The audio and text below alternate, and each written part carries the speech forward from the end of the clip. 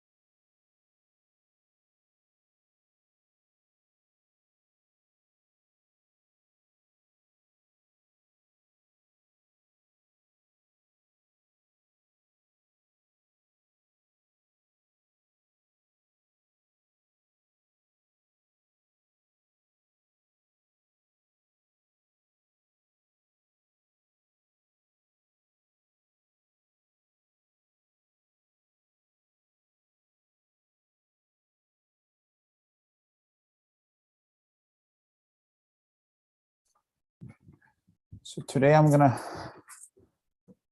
going through the things that I have today to do. Have an account. It's also an assignment. We're doing 7K on this deal.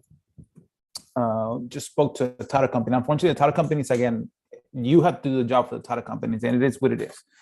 So basically, for this title company, we're gonna have to basically, what's it called? We're gonna have to do the work because for some reason I can complain and try to make them do the work, but if they don't want to do the work, then again, I still need to get paid. So basically, this title company wants me to do. Let me see if I can show it to you. This title company wants four affidavits of heirships. And usually they do them for us. They do them for us because we're using them as a service, right? But for some reason, they said that we need to contact real estate attorney. Again, this is a new title company that I'm working with on this deal. But I got the good thing about this is that I know how to do affidavit of heirships. So basically, I had my VA. There's different title companies across my area. So basically, what I do when somebody asks me, "Hey, this transaction needs to have an affidavit of heirship like this one." So basically, what I do, I search my county for affidavit of heirships because usually they charge you $350 on average per document, all right? For an affidavit of heirship to prepare it. It's basically just copy and paste. So basically, what I do, I have my VA goal. I search for an affidavit of heirship locally that's from that title company specifically. So that's part of knowing how your county works. So basically what you do is you go and search for an affidavit of heirship in that title company specifically.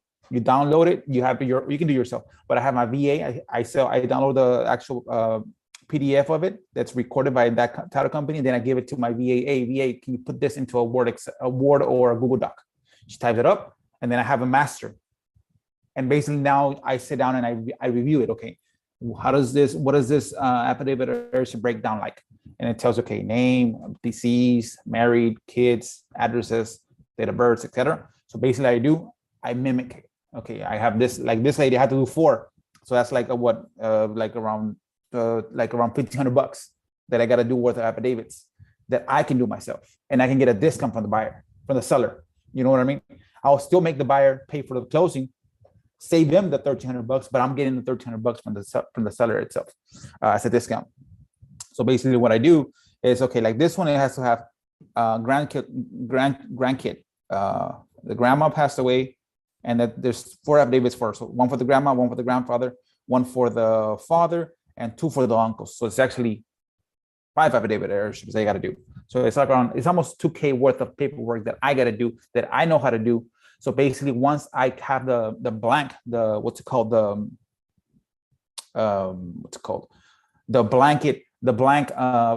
modifiable document in Google Docs or Word, I modify it. Okay, I know the structure of it, and then I just copy and paste 5. One is going to be for the grandma, and modify it as whoever is going to be the father, the husband, and the kids. 1 for the grandfather, who's the wife now. 1 for the son, who's the parents, who's the kids, et cetera, et cetera. Once I have them all done, before I even have the seller sign them and notarize them, I actually send them to my title company. A title company, can you check if this is something that works for you guys? I know it works for you because I literally copied it from what they create. So, but before I do the hassle of getting it recorded or getting it done and notarized and get it recorded and then given to him, I don't want them to tell me, oh, it doesn't work. So what I do, I prepare them. I do put them in a PDF. I send it to him. Hey, ma'am, I have the 5 affidavits created. The seller created this 5 PDFs, affidavit heirships. Can you approve them? Once, and they it's the same. They literally are seeing the paperwork, but I'm doing it. They say, yeah, it works. So perfectly when it works, then I schedule the affidavits to be recorded, basically to be notarized first. So now I got to coordinate. The lady is going to be the affiant and the 2 witnesses. And then once I do that, okay, what time, what date, and then I set up a notary public to go. So then she does all at once. Like this one's going to be all at once. The granddaughter's going to do the 5 affidavits for each person. Once they're done, I created them. I got them approved by the title company. Now they're notarized. Now I have them. I record them at county, and then I keep the original document and I send a message to the title company. A title company, they already recorded. Can you check? This is an instrument number. Saves me $2,000. I earn $2,000 extra. So that's the good thing about doing that and knowing that, because I need to do 5, and that's most of my accounts. I have to do at least 2 or 3. I don't have easy accounts that you say, oh, they're super easy to do. I have 2 or 3 that I have to do extra documents, and it happens, and that's why I get a discount from the sellers. So that's what I'm gonna do with that one. So hey, I'm doing 7K. Once it's ready, I'm gonna ask for an extra 2K, so I'm making 9K on that deal. And that deal got condemned by the city recently, like 2 weeks ago. And the buyer was telling me, oh, I got condemned, gotta get discount. Actually, you don't. I Googled how to get a house uncondemned. And basically what you do is you go to the city that condemned them, and you tell them, okay, what do I need to do to this property to make sure that it goes back to being a property that is not condemned? And they give you a list. And once you do that, then then you have the inspectors go back in there and they'll approve it, and then you're good.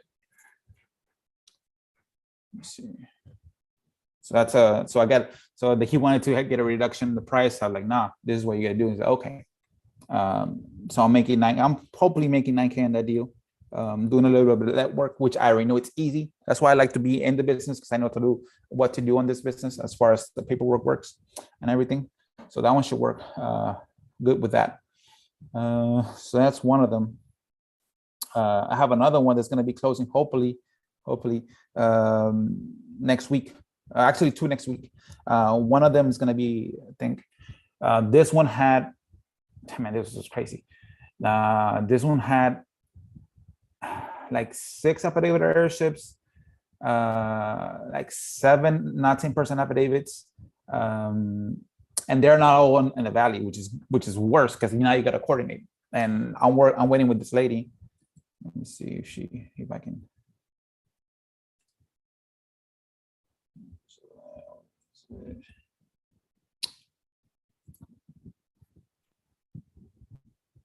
So she said, I'll show it to you. She said, good morning, Angela. I didn't get here yesterday. Can you check?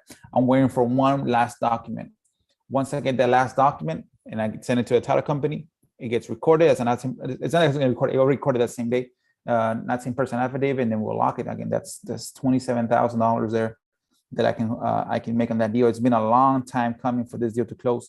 Again, you go through all the hurdles. The good thing about that is that when I locked it up a year ago, the real estate wasn't as crazy as today. So basically, I was able to maximize my profit there. It took me a year and a half, but it works. And that's another deal. That's the 27K that I'm hoping closing on that one. Affidavits are crazy. And being consistent, again, one of the things that allows me to make these deals work is being consistent. I know in my area people are going crazy with the bandit signs, but again, you just gotta be consistent. It's the same. Again, I play soccer at nights, so when I go out there after usually my games in like around 10 or 11, I do some bandit signs. I do some bandit signs. I always try to keep the same bandit sign style. I don't change. I might modify a little bit, maybe put it in Spanish, but I keep the same bandit signs always, because that's what it works. Again, don't change it if it's not broken. So it works for me. But again, you got to be consistent. I got another deal through that bandit sign. I was literally putting up a bandit sign, and a truck pulled over and said, "Hey, you have a business card?" Like, well, I don't have a business card, but I have a what's it called, a sticker. And I gave him a sticker, and he called me, and I'm hoping that deal makes sense. They wanted 100. I'm at 60 because the property is real bad, but I know I can probably make 15K in the middle on that one.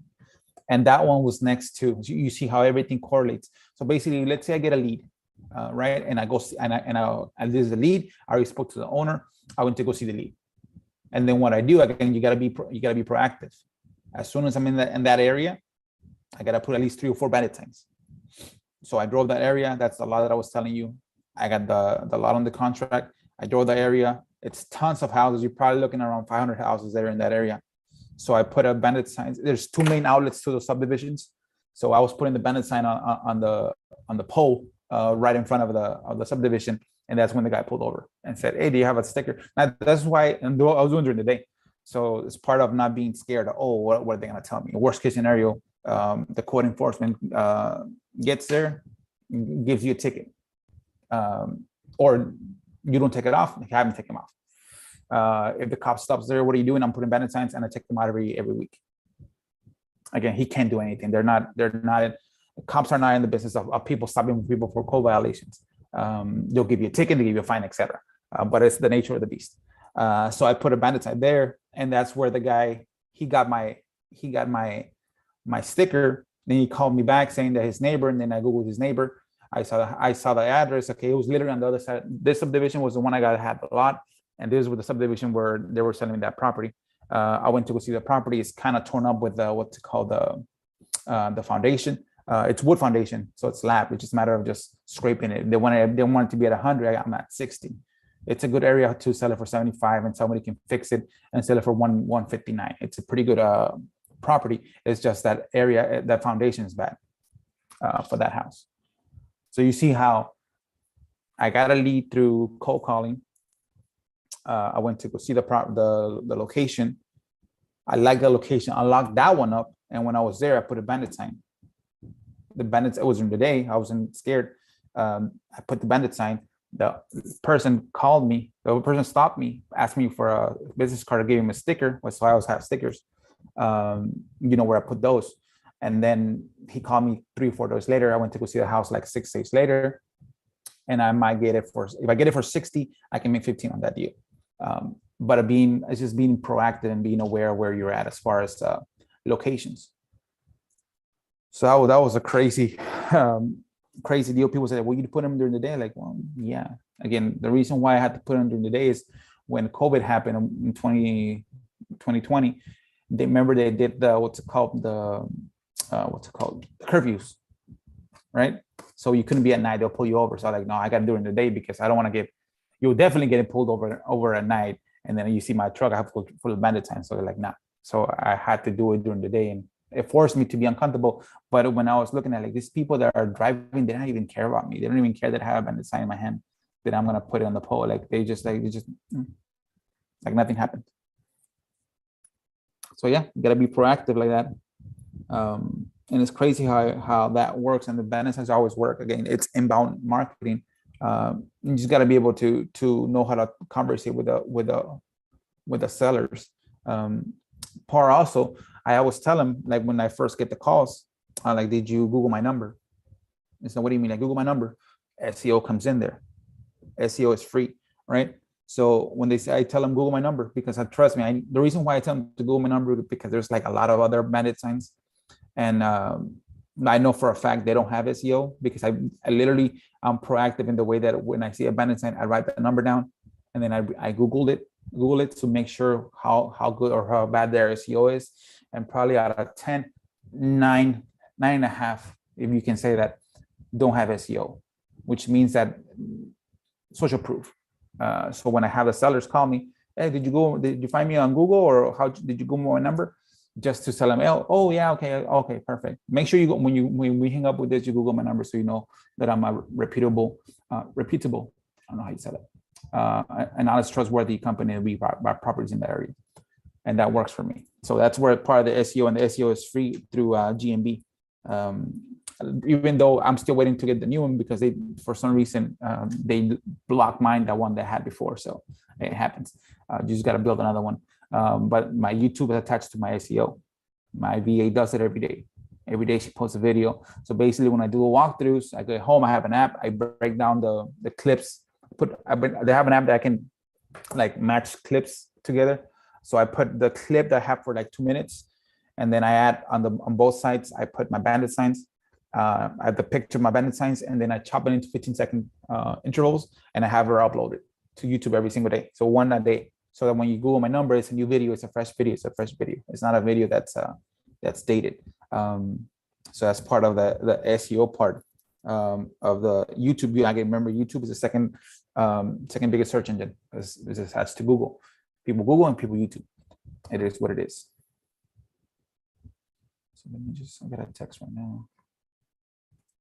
Check this real quick.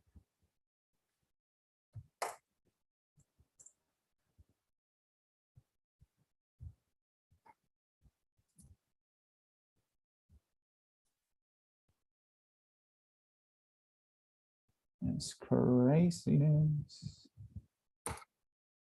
I am definitely getting a new computer because my computer's already it's the last leg. I had it for a while. I bought it for $200 like 5 years, 6 years ago. So we'll see once the new one comes in how good it is. Let's see what else I'm looking at. Okay. Yeah, it's bogging down. It happens.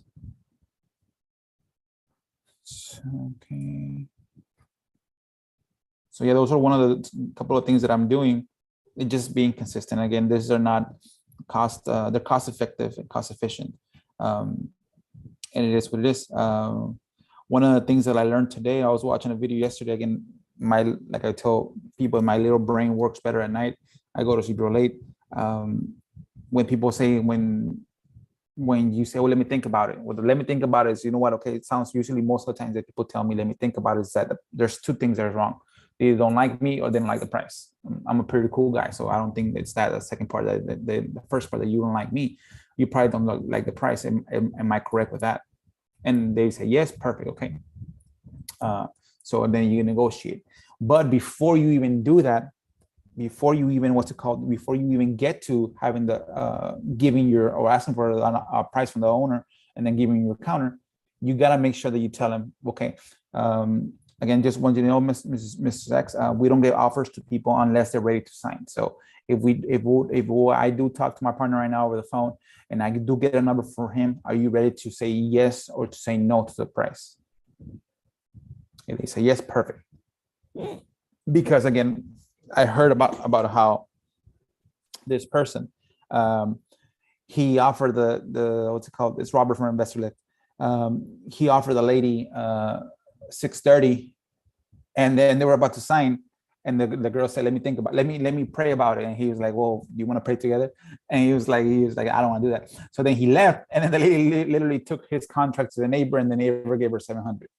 So he lost on a $100K assignment fee. And those assignments, that's why I want to go into bigger markets, because my average assignment is like 18.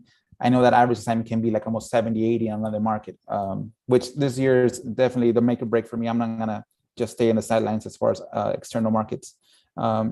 Keeping the same mentality as far as keeping my cost low, just making sure that I keep on doing this, that I know how to do as far as my free list and free leads in other external areas. So whatever area that has what's it called, online data points, that I can get it from there. Because again, you can definitely get the prop stream, you can definitely get other services that give you the service, right? They give you the leads, right? But I want to know that area. So I want to know this area. Again, let's say I want to go into 10 different markets. I want to know how they works. I want to know what gets recorded. I want to know what works in that area, what document this means, and what this does, and what this does. Just having a feel for the market. And I was hearing him on that podcast. I was hearing how, and he's like, well, how do you get boots on the ground? Like, no, I don't. As soon as I get a lead, I call realtor in the area. I call Sarah and tells, you know what, can you, if you want to, if for any reason that person cannot sign e-sign, then you want to have a notary public or get a agent to do that. If for any reason you can't get an agent, if it's a hot market, they're like, I don't want to do this. When you do have a notary that can take your document and not only take your document, notarize it for you. So now it's like a solid contract, because not only does it get a contract signed, but it gets notarized, because you're still paying for the service from the notary to get it signed. Might as well get it signed and get notarized. And that's the way you do. You don't have to have boots on the ground there. You just have to be able to make a call and get yourself out of the comfort zone. Just make a call. Make a call. Hey, mister, are you local to this address? Okay, perfect. Let me go ahead and email you a contract. Meet this lady. Now he's an older lady. Again, you have social proof because you're a notary. Address yourself as a notary so that she knows. If you're a realtor, represent yourself as a realtor, so that the lady knows that you mean business. Again, Mrs. X, we're national investors. We're not local to that area, but we're gonna have Mrs. Y, our local realtor, meet you at your house, sign the contract so we can start the agreement. We're gonna have Mrs. C meet you there. It's a notary public in that area. Take the contract, explain it to you, and sign it. and notarize it for us.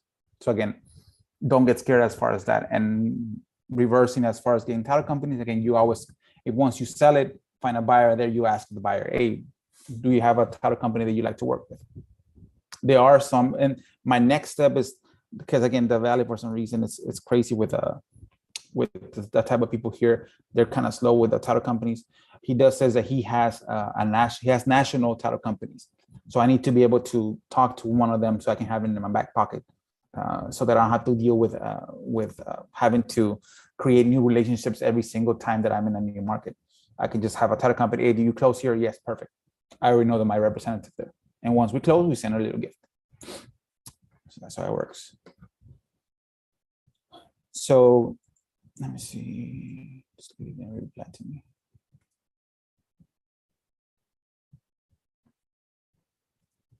One of the things that I did with ROI reply. So one of the things that I do is that Sammy, that I want is being able to not only have, I have a career where I follow up daily follow-ups, right? But I also have, now I found out how to do it as far as every single day, ROI replies text me all the new follow-ups. And I was able to put, so it texts me the follow-ups, and I was able to put on the actual text body to text me like an updated status on it. So when I'm working the lead, et cetera, I put, okay, I follow up for March the 17th. So then I like, well, how do you have ROI reply send you that? So I put that as a birth date, March 17th, right? And then how do you have them send you a status update from the ROI reply? So my status update, when I'm working it, I put on the contact source. Spoke to seller, next contact, let's see if she replied to my text. Boom. So now it's my contact source.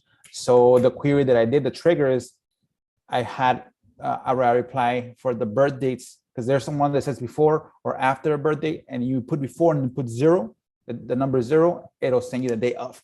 So then I put that, and when that trigger happens, you have to send me an SMS of every single birth date by phone, by address, and by the contact source.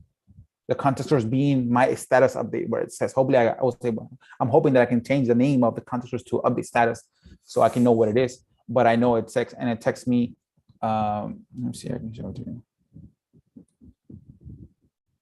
so you guys can know what I'm talking about.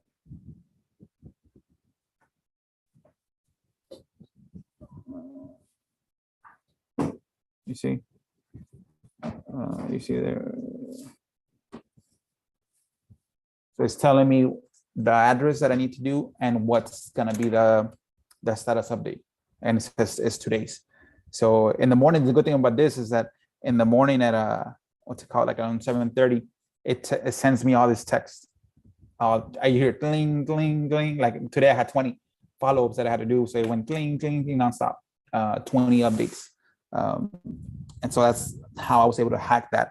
And now I have in my phone, before I even wake up, before I even get out of the bed, I can look at my phone and see, okay, I have this, like what's important. And I was able to also put the assignment fees. If I'm assigning the contract, like more or less how much I'm gonna get, what's the potential of that assignment fee. And then I have it there, okay, it's 30K, it's 20K, it's 15K.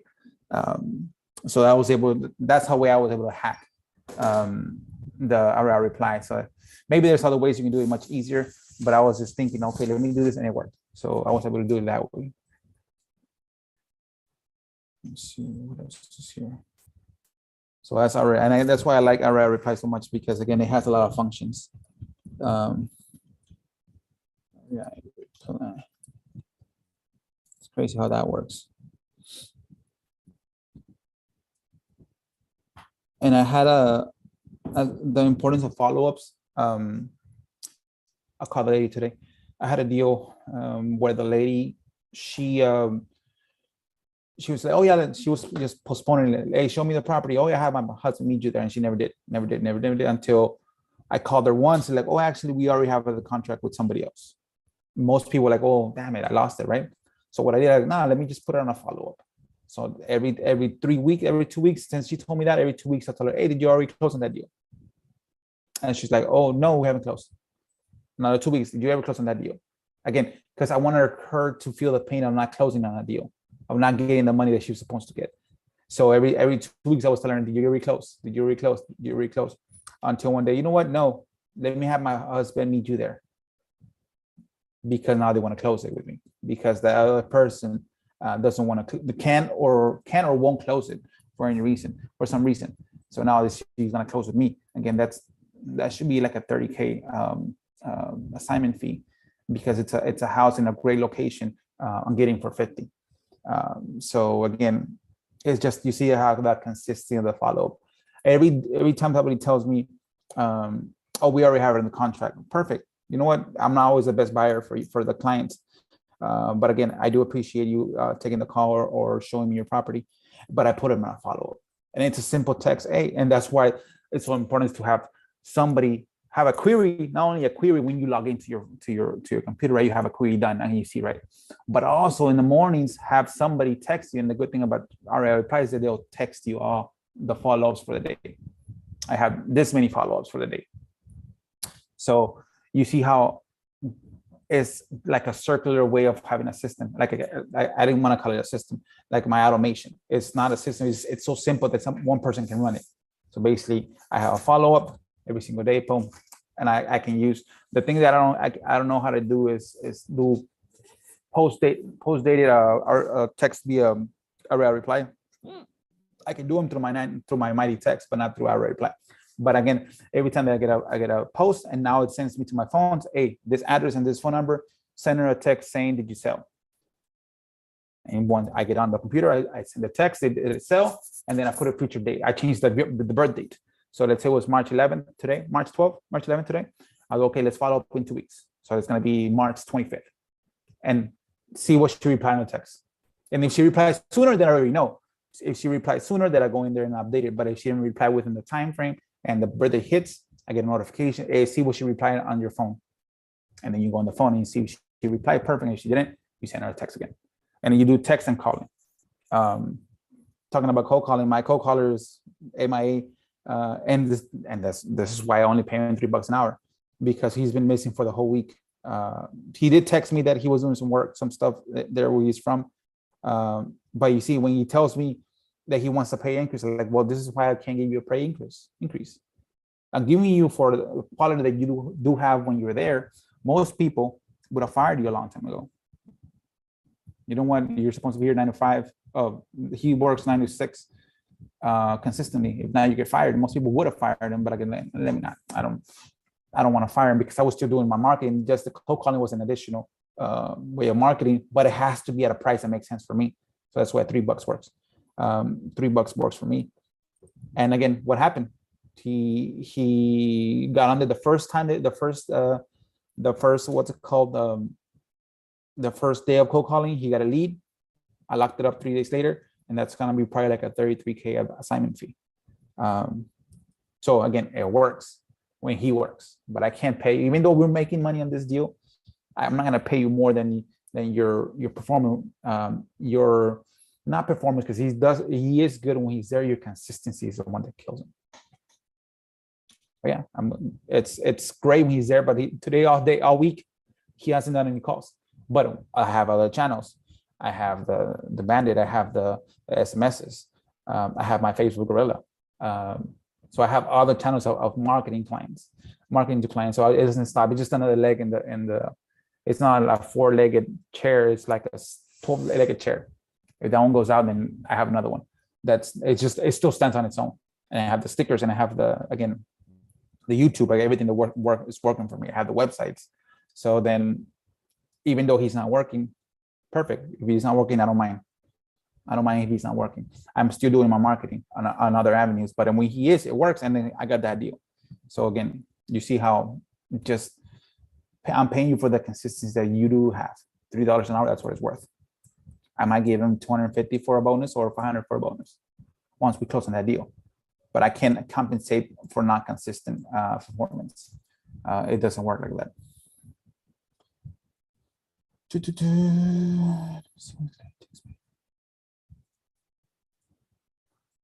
So yeah, I haven't had any cold calls today, all week today.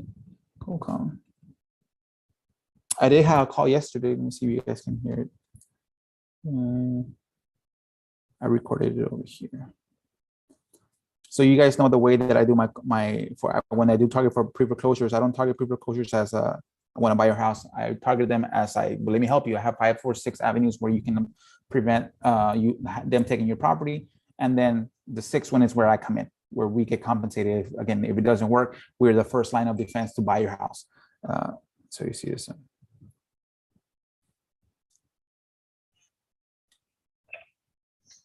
Do you happen to know the name of the loan modification that they offered you? No. Okay, because it should have been, what bank are you paying what was your original bank? So this one is an issue because it's not a national bank, it's City Financial. It's a city mortgage. It's not a national, federal, FA, FHA, USDA, what's called a BA loan. It's just a private entity. So it's different than their loan modifications don't work. So I can't force them to do a loan modification. I can't force them to do a streamlined loan modification, and I can't force them to do a forbearance. They can have that program just to mimic the bigger companies, but they don't have to have it. But they don't have to abide by the CFPB either. Check the original back in 1999 was. So see, this loan is from 1999. When she had it originally done, she hasn't paid for a year and a half. So she's there struggling. From 1999. Is struggling, right?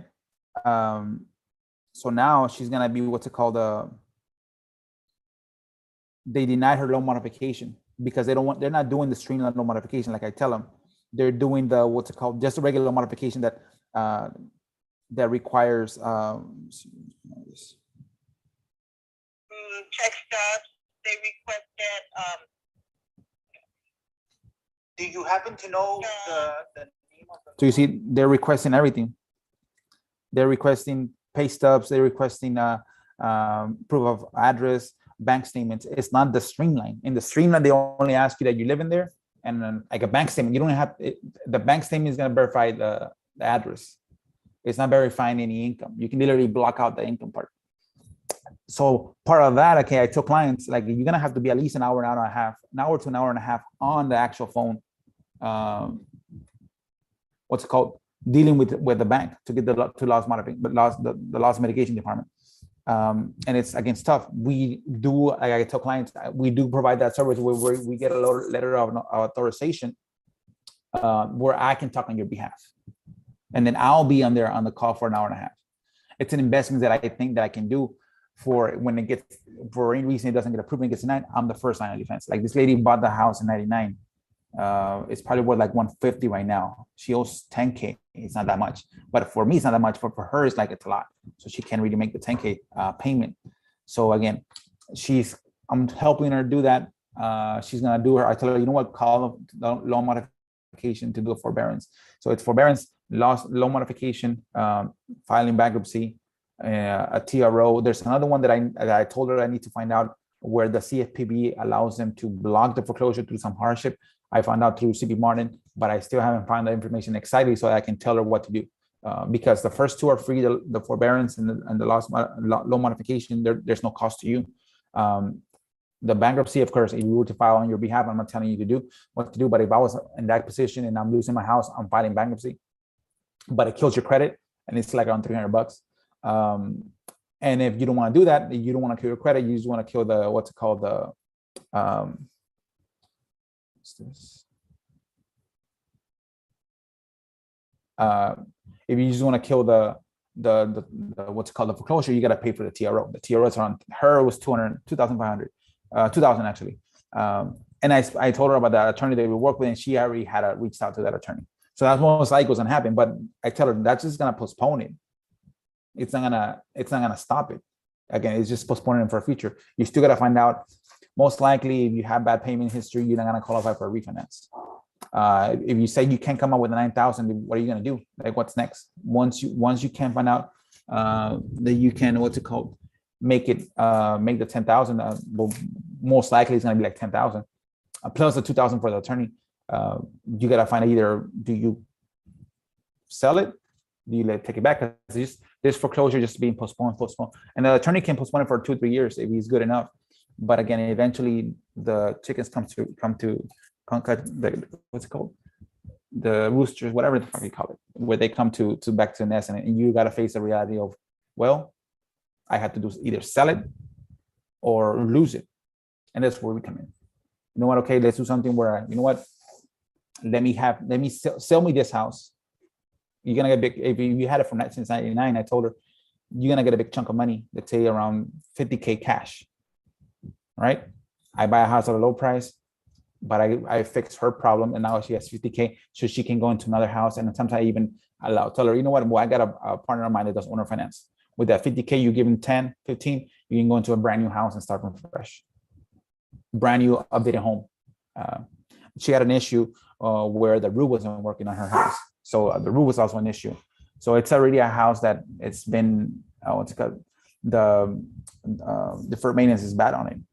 If the roof is bad, then you're talking about the kitchen's bad, the restrooms are bad, the flooring is bad. So it's just an accumulation of depreciation, what's called deferred maintenance that she hasn't done. And it happens, right? So what I do with that lead, I told her to once she calls that attorney, if she does, her what's it called, her sell date is going to be next month. I follow up with her. Probably today's the 11th. I just spoke to her yesterday. I'll probably follow up with her probably Friday next week. Hey, did you stop the foreclosure already? Just a simple text. Hey, we spoke about your house. Did you stop the foreclosure? And that basically is going to tell me. I added to my reply. I updated. I put the address. I put the birth date. I put the ask her if she followed up with the foreclosure protection, and then I send her a text. Hey, did you? And I put another date. So I put it on the 18th. I put it on the 24th the next day, because it's getting closer to getting foreclosed, right? So if she did it perfect and she didn't, then what's going to be the next step? So I gotta keep close contact. And even after what's it called, Sam?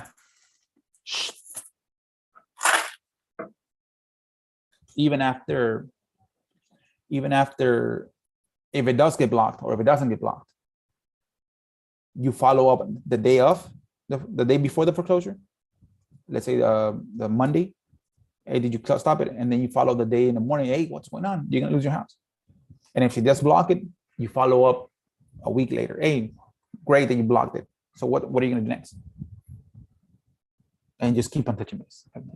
It's just a follow-up, consistent follow-up until you get it to have it where they either do sell it to you or they do fix it. Most likely patterns repeat. It's gonna be tough trying to get, because if you want to fix it, you gotta pay the $10,000, and she can pay the $10,000, then you gotta pay the whole price to stop the foreclosure. If she can get 10, she's not gonna be able to get 30 or whatever she owes. But you gotta keep on top of mind for her, top of mind. But you see, when you start the conversation and the relationship with the owner as a value proposition, where I'm giving you the value, I'm telling you what to do, I'm guiding you what to do, and then I'm touching base, reminding, because I'm reminding you, because she works, she's not gonna be reminded every single day. Oh, my house. I'm telling her every 2 weeks. Hey, what's going on?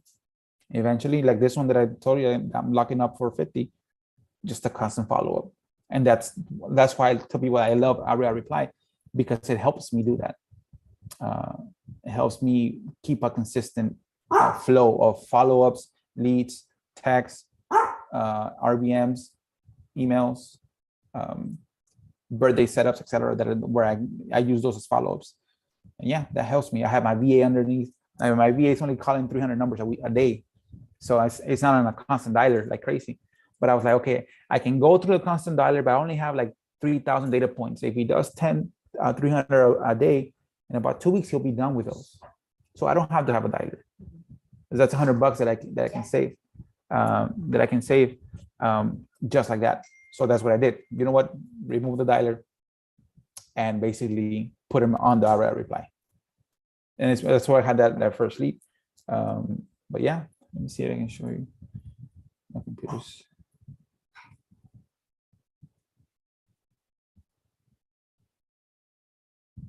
So here, let's see. Reporting. They changed the layout.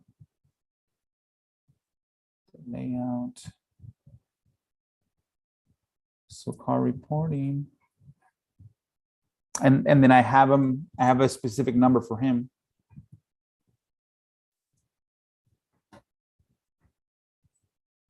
So for when he was working, so he worked full week, the 21st of February to the 27th.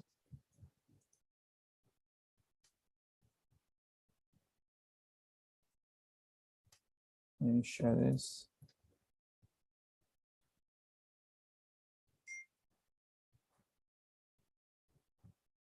No, I want to do it because it's crazy. It will mess up. So he called 1,923 accounts.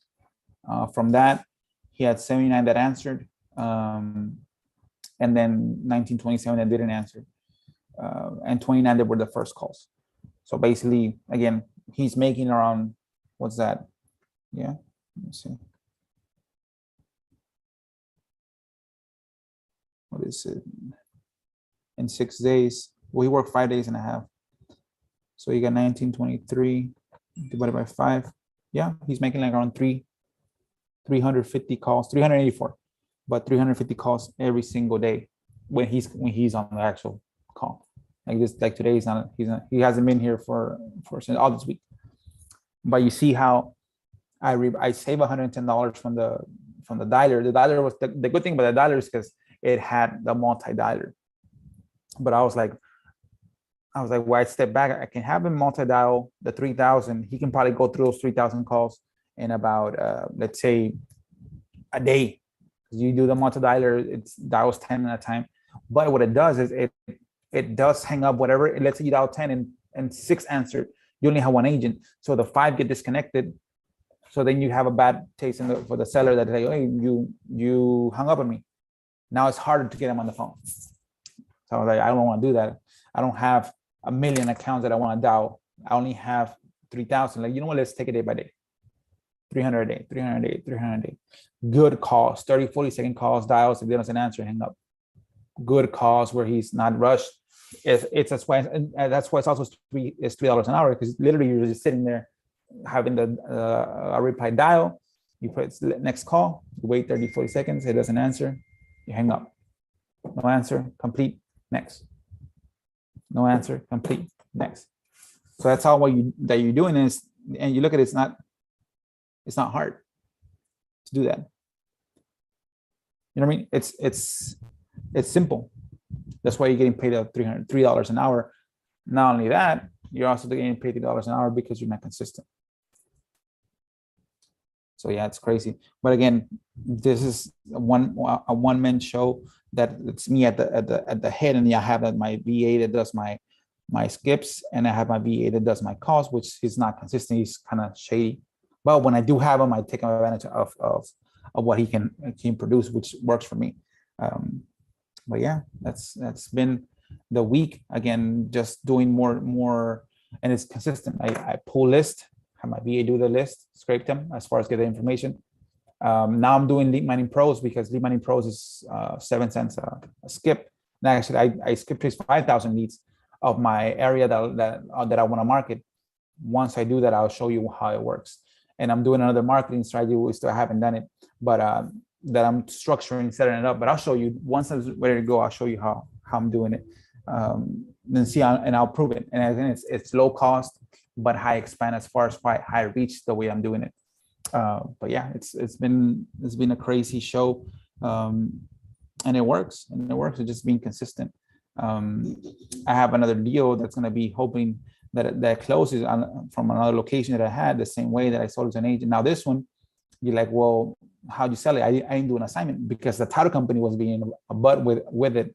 They cussed out my buyer, and they were trying to cuss me out, as far as not cuss me out, but like reprimand me like I was a child. And I was like, you don't even know what you're talking about. You're an attorney. Are you an attorney to tell me that this is illegal, doing the assignment? But again, I had to go through them, because that was the fastest way to get to getting paid, going through them, because they already had the file for a long time. So I told my buyer, you know what? I'll remove my assignment fee. You close on it, and then just an agreement that you can pay me once it closes. It's an $11,000 assignment fee. So once it closes, he writes me a check. Now he's like, well, you're leaving yourself up to be liable, not liable, but vulnerable that he doesn't pay you. Yeah. Well, then again, He might not pay me. What do? I have the regional assignment. I can record it on the contract. That's one. Two, he works for the government. People that work in the government can be having lawsuits, can be having things because that goes under your record. And most likely, I know for pretty sure that they do run background checks on these people to make sure that they're doing ethical things. So like he has more to lose if he doesn't pay me. So he has two of my contracts like that. One for this one that I was telling you, the one for 7 that I make 9, and the one for 11. So that's what 20K that he has to pay me out.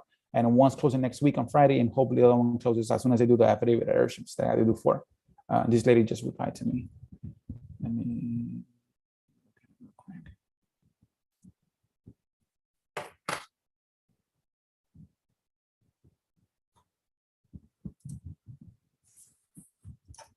She says she has her. I told her good morning. Hope you're well. I spoke to the attorney. We will need to prepare 4 affidavits, which is actually 5 of airships. Olivia, Juan, Araceli, Trevino, and Miguel.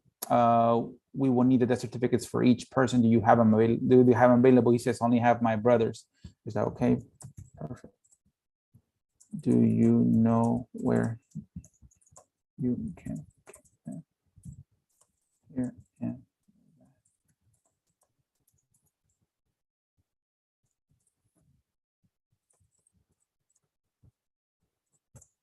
so I tell her, okay, perfect. Do you know where you can get him here in the valley? And I think it's in a local city here. So I know there's a way that she can go. So basically, she has to get it for the other people. Again, it's going to be kind of tough for the uncle because the way that you get the certificate, you got to be a direct line error. So it can be your dad, it can be your brother, and your uncle. You might not be able to get it. You might have to, but again, if your uncle's deceased and your uncle doesn't have errors, then that's something that I got to find out how to conversate with the person, the vital statistics, so they can give this lady the certificates for this person. So you see another hurdle. But again, another hurdle might be 9K, might be 10, because she's killing me with doing extra work. But yeah, again, that's how it works as far as even knowing what you need to do as far as the affidavits, knowing what you need to do as far as the documentation. Most of my leads are complicated. They're not simple yes and close. And not only that, our title companies are difficult as well. They're not local title companies that are great at what they do. They have one that I did a couple of deals with, which have been doing great. But this one that I had this contract on, they're like that. They're not that great of a title company. But I gotta work with them. I gotta go through the punches with them. I can't complain because again, if I complain, I don't get paid. So I'm like, okay, I shouldn't do this, but what can I do? And like if you know the emails, like literally, I emailed her like 6 times within like a 3-day period because she wasn't answering my emails. So literally, I just copy and paste the same until she replied to me. I don't tell her, hey, what the hell are you doing? I'm not trying to put her in my put myself in a bad side with her. I'm just telling her, hey, did you read my email? Did you read my email? Until she replied. And then I tell her, okay, well, we need to do this, or we need to do this. But again, I shouldn't, because we're paying them to do the transaction, and I'm having to follow up with them 3 or 4 or 6 or 7 times to where it works. Like this one,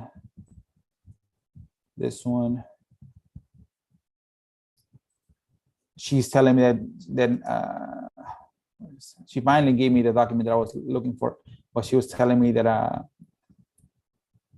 needed to pull the payoffs. I was like, what do you mean the payoffs for the city liens? Like, don't you do that? Don't you, like most other companies do that? I can be an asshole and tell them, well, you're supposed to do that. I'm paying for it.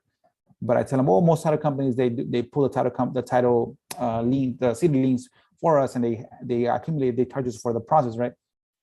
She's like, okay, we'll do that. And then I was like, the affidavits I'll have. She was referring me to risk attorney. You know what? I'll handle the affidavit of airships. But I literally had to follow up with her like 6 times to get a response. It is what it is. You have to do what you do to put you closer to getting close and getting you paid. It is what it is. So with this one, I have the birth date's gonna be, so she already replied to me. So she's been replying to me saying that she doesn't have for some of them. So here for the birth date, I'm still in conversation with her. It comes to my phone, it comes to the laptop that I'm in, but I still want to know. I want to follow up with her, at least have me alerted on the 12th, which on the 14th on Monday. So then I put here. So I put the birthday for 3/14/2022. That's her birthday. So I'll get a notification for the birthday. And now on my contact source, I put an update. Find if seller got the death certificates from the city. And then I save it, and then I tag it with March 14, which is Monday. 14th. Tag it. There you go. So on the 14th, I'm gonna get a text. The address gonna be on the 14th of September, of March. Is gonna have the address, the phone number, the address, the contact source, as far as what is the find out what the seller, if the seller got the certificates from the city. Even though in conversation, I at least want to know. And if it does, I just date it on Monday. I'll just update it on Monday. So yeah, that's been how the one person system works as far as one person automation. And I think our reply is for by far the best service that I've had so far with anything. I have all the things. I'm slowly getting more things integrated, but simple things, not complex things. Because again, remember, the more complex the things get, the less you want to do them. So you try to do the easy parts first, and then I'll get to it tomorrow, because it's hard just mentally. So I try to do simple steps that help me a lot, like the reminders, the triggers, the SMSs, the RBMs, having my co-caller Enrique in the system doing the co-calls, doing my smart list, I was able to do what they call the stacks through it as well. So I have like 2,000 accounts that are a stack out of 50,000 leads that I have. There are actually multiple points. So for those multiple points, guess what? I'm going to have also my co-caller column as well as multiple point accounts. They're either lien notices and taxes, or et cetera, et cetera. So I have them in a specific account itself. But yeah, that'll be the things that help me and have helped me, and then I was able to pass through last month, and I'm working through this month, and I'm still generating more leads. So again, that's it for today, guys. Again, hope you guys get some information from this. Again, let me know if you guys have any questions. I don't know, I don't usually follow up on the YouTube questions. At times they get popped up. But let's have a great weekend and a great Friday for the rest of the day that we have here. Stay in there.